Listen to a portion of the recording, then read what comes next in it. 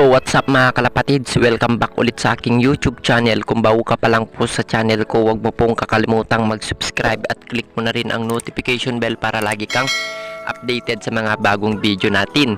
So today nga mga kalapatids, final na condition natin ng fundraise. So day 6 na natin ngayon. So Sabado ngayon mga kalapatids, no? Ilolod na natin mamayang hapon tong mga ibon natin. So good luck sa ibon natin.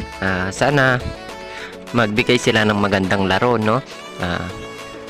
So time check tayo mga kalapatids, 8 AM na ng maga. So 8 o'clock mga kalapatids, no? Paparondahin natin tong mga ibon natin para maka-exercise sila, para handa sila bukas. So itong mga ibon natin mga kalapatids, no? Wala na akong nakikitang sakit sa kanila. Halos lahat na sila ay magaganda na. So good luck na lang sa lipad nila bukas. So sana maganda yung pauwi natin bukas. So bitawan na natin itong mga ibon natin mga kalapatids, no? Baka bitawan pa ng iba. Bye!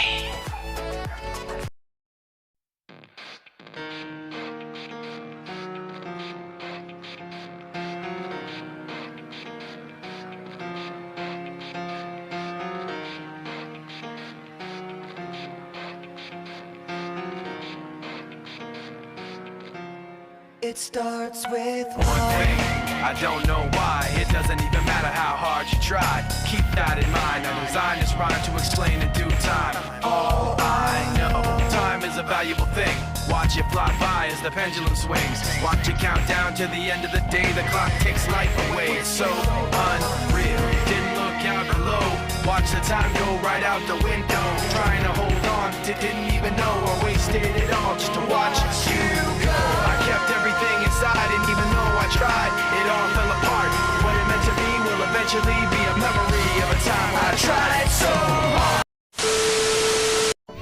So ayan na nga mga kalapatids, no? Habang pinapalipad natin itong mga ibon natin, hindi na natin makunan gano'n ng video mga kalapatids dahil dumayo na nga itong mga ibon natin.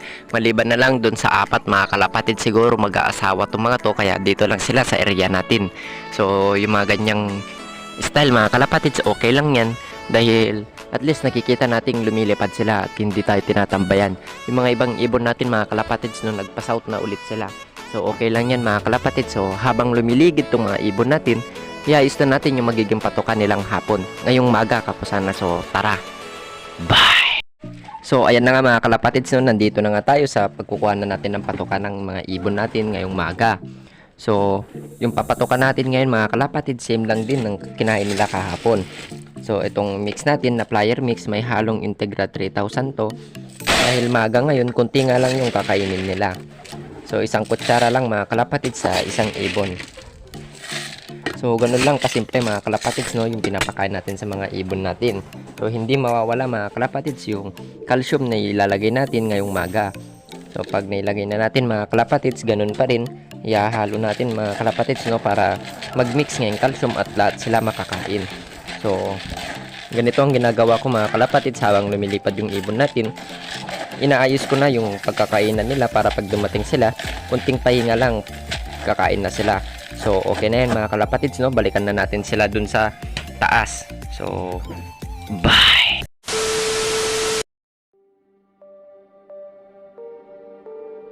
it starts with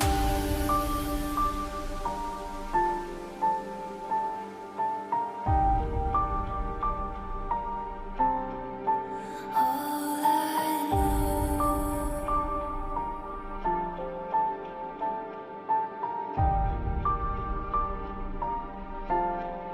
So unreal.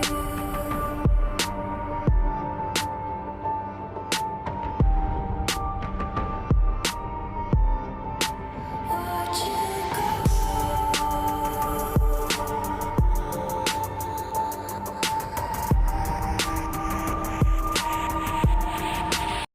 So ayan na nga mga kalapatids, no, habang kumakain yung ibon natin, ihanda na natin yung magiging tubig nila ngayong maga. So napakasimple lang mga kalapatids, no, yung tubig nila, basta siguraduhin nyo lang na malinis lahat ng gagamitin nyo, lalong lalo na sa tubig dahil dito nga nakasalalay yung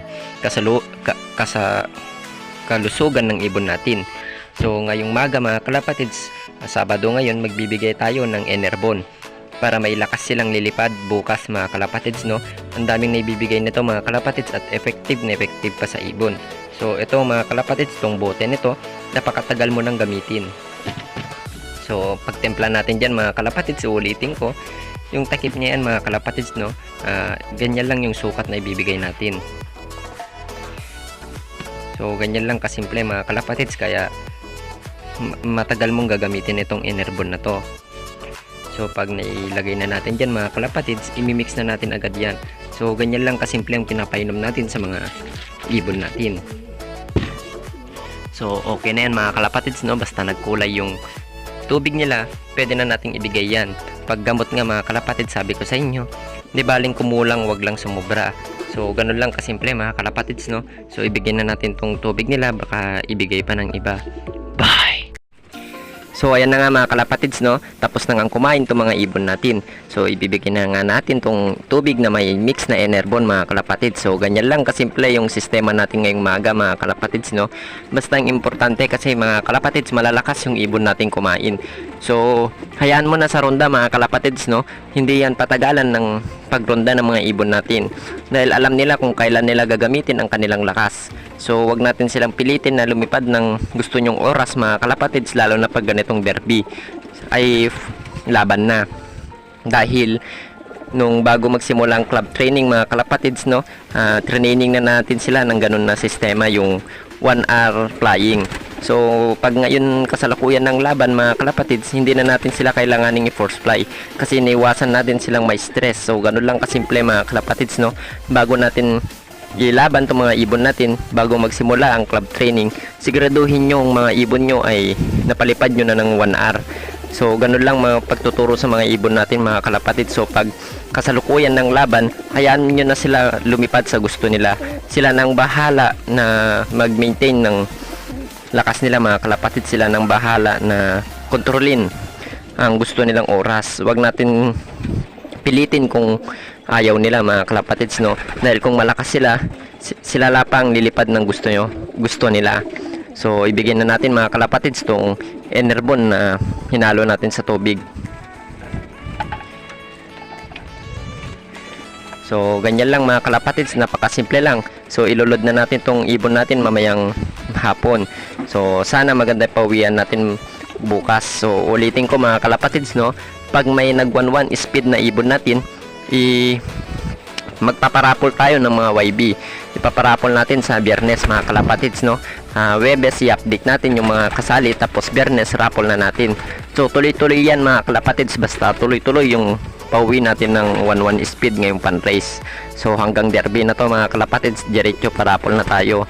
So nakahanda naman na ako ng mga YB dyan mga kalapatids, no. Nakapag-breed na rin tayo. So okay na yan mga kalapatids, no. Balikan ko na lang kayo mamayang tanghali. Bye! A few moments later. So ayan na nga mga kalapatids, no, binalikan natin tong ibon natin ng 11:50. So para palitan yung tubig na may vitamins mga kalapatids, no, pero hinugasan na rin natin tong pag-inuman nila para mas maganda. So ibigay na natin yung plain water mga kalapatids, no. Kailangan na natin magpalit ng plain water para mas maganda yung inumin at pumasok sa katawan nila. So ganyan lang kasimple mga kalapatids yung ginagawa ko, yung pagtutok ko sa ibon ngayong Sabado. So yan nga pala mga kalapatids, no, yung puti na yan yung iiwan na natin. So wala naman siyang sakit mga kalapatids, kaso nga lang asawa siya ng ipapanrace natin. So baka kasi baka kasi mawala tong ibon natin mga kalapatids, tong puti. Malaking diferensya mga kalapatids na magbago yung asawa niya. So may tiwala naman ako sa puti mga kalapatids, no, pero hindi natin maiwasan na mawalan ng ibon kahit gaano pa kaganda o ka healthy ng isasakay mo. So kasali kasi sa karera mga kalapatids ang mawalan ng ibon. So kaya nagpasya na lang kami na iwan yung puti mga kalapatids para walang mangyaring hassle mga kalapatids, no, pag kasalukuyan ng fundraise natin. So yun yung asawa niya mga kalapatids, no, yung ipapanrace natin. So kak yung puti mga kalapatids, so naka survival or bird pa naman siya, kaya Okay, sa bagay mga kalapatids, no, okay lang yan, marami pa naman tayo pang laban. So iwan na lang natin yung puti. So okay na to mga kalapatids, no, dahil nabigyan na nga natin itong mga ibon natin ng plain water. So balikan ko na lang kayo mamayang hapon mga kalapatids, no, kung ano yung sunod na gagawin natin. So bye. 2,000 years later. So ayun na nga mga kalapatids, no, time check tayo, 3 PM na po ng hapon. So 3 o'clock na po ang oras natin ngayon. So dahil alas 3 na mga kalapatids, no, ihanda na natin yung magiging patuka ng ibon natin. So ngayong Sabado mga kalapatids, last day na ng conditioning natin. So ito na yung pinakahuling conditioning natin ngayong fun race. So dahil hapon ngayon mga kalapatids, hindi mawawala yung grits. Dahil importante itong grits mga kalapatids para pag niloading natin sila mamaya, kinabukasan tunaw na yung kinain nila ngayong hapon. So mas maganda na lumipad yung ibon natin mga kalapatids na walang laman sa butchi niya. So dahil sa hapon ngayon, eat all you can yung mga ibon natin. So ganyan lang kasimple mga kalapatids, no, yung conditioning natin ng fun race. Napakasimple. So itong pinapakita ko mga kalapatids, hindi ko po sinasabi na gayahin niyo ako. Pinapakita ko nga lang po yung ginagawa ko bago natin i-load yung ibon natin. So kahit 4 o lampas ng kunti sa 4 PM mga kalapatids ang pagpapatukan nyo sa mga ibon nyo, huwag lang yung loading day nyo mga kalapatids, no. Napakahalaga na maaga kayo magpatuka ng loading day dahil mas mabilis na matunawan yung mga ibon natin. Dahil mga kalapatids, kahit gaano pa kaganda yung digestive system ng ibon natin, matatagalan na pagtunaw yung mga ibon natin dahil nga sa stress nila sa loob ng truck. So mas mainam na advancean nyo konti yung oras, alas 3 pa lang, para kahit may stress na sila konti sa truck mga kalapatids, no, natutunaw yung ibon dahil masyado nang mahaba yung lilipas na oras. So kaya alas 3 tayo nagpapatuka. So dahil sa hapon ngayon mga kalapatids at lilipad sila bukas ng malayo, so kailanganin natin maglagay ng Carbomax. Pero pag sprint pa lang mga kalapatids, no, kahit wag ka muna maglalagay ng Carbomax dahil medyo malapit-lapit pa naman at hindi pa nila kailangan. So itong Carbomax mga kalapatids, no, ang sukat na ang nakasulat dito sa Carbomax, may dating pagtakuhan yan mga kalapatids sa loob pag bumili kayo. So ito sa isang ganito mga kalapatids, isang ibon yung kakain. Pero tayo, masyadong pangpatagal yun mga kalapatids, no, ibuhos na lang natin. So tansyahan lang naman mga kalapatids, no, hindi naman masasayang to dahil ipapatuka natin sa mga mahal nating ibon. So ganyan lang kasimple mga kalapatids yung ipapatuka natin sa ibon natin ngayong hapon. So pag nahalo na natin mga kalapatids, no, ibigay na natin. So okay na yan mga kalapatids, no, ibigay na natin sa mga ibon natin itong hinalo nating itong minix nating patuka sa kanila para makakain na sila at makapag-rest na sila dahil ilolod na natin sila mamaya. So abang-abang na lang tayo bukas. Tara, bye! It starts with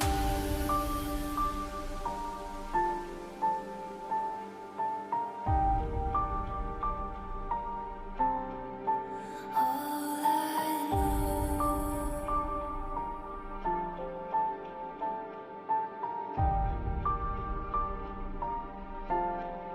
So unreal.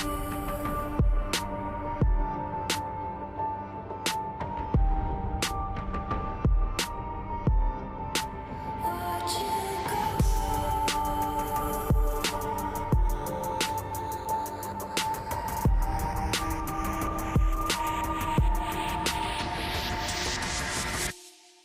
I tried. So ayan na nga mga kalapatids, no, binigay na nga natin tong patukan nila. So ganyan yung maganda mga kalapatids na senyales na kahit alas 3 pa lang ng hapon mga kalapatids, no, napaka ganado sila kumain. So yan yung naibibigay ng Enerbon mga kalapatids. So talagang pinapagana niya sa lahat ng bagay, sa paglipad, sa pagkain mga kalapatids, at higit sa lahat nakaka-recover din yun ng ibon. So hindi na ako gumagamit ng electrolyte, dextrose powder mga kalapatids. So sapat na sa akin yung Enerbon. Bukod dahil mga kalapatids, no, bukod sa mura na, pang matagalan pa at epektibo pa sa mga ibon natin. So habang kumakain sila mga kalapatids, no, ihanda natin yung magiging tubig nila ngayong hapon. So tara, So ayan na nga mga kalapatids, no, dahil tapos na nga kumain tong mga ibon natin, ibibigay naman na natin yung tubig nila. So ito lang mga kalapatids, so plain water lang mga kalapatids yung ibibigay natin kahit nalilipad pa sila bukas ng malayo. So mas kailangan nila ito mga kalapatids kesa sa maghalo-halo kayo ng tubig, lalo na pag ngayong hapon. So mas mainam na plain water pa rin yung ibigay natin mga kalapatids, dahil ito yung hahanapin ng katawan nila sa paglipad nila ng malalayo. So ganun lang kasimple mga kalapatids, no, ibigay na natin. So ganyan mga kalapatids, no, nakita nyo naman kung gaano kagana kumain tong mga ibon natin kahit alas 3 pa lang ng hapon. So yan yung mga senyales mga kalapatids na healthy yung mga ibon natin. So ito yung conditioning natin ng Sabado nga mga kalapatids, no. Ito yung last conditioning natin ng fundraise. So napaka easy mga kalapatids, kunti lang yung gastos. So hindi naman natin kailangan kasi mga kalapatids ng mamahaling gamot para makadulo yung ibon natin. So sa sistema kasi mga kalapatids, no, 30% lang yan. So pumalpak man kayo sa sistema, bubuhatin pa rin kayo ng magandang linyada. So yan yung tandaan nyo mga kalapatids, no. Pero kung wala kang ang swerte, useless rin yung magagandang linyada mo mga kalapatids, dahil kung para sa'yo yung pagkapanalo, sa'yo talaga mga kalapatids, no, kahit ano pang mangyari. Kung ikaw talaga yung nakatakda na maging champion, sa'yo la pa mapupunta yung hinahangad nating trophy. So ganyan lang kasimple mga kalapatids, no. Okay na yan mga kalapatids, ha, dahil tapos na tong last conditioning natin. So dito ko natatapusin tong video. Abang-abang na lang tayo bukas. So maraming salamat sa inyo.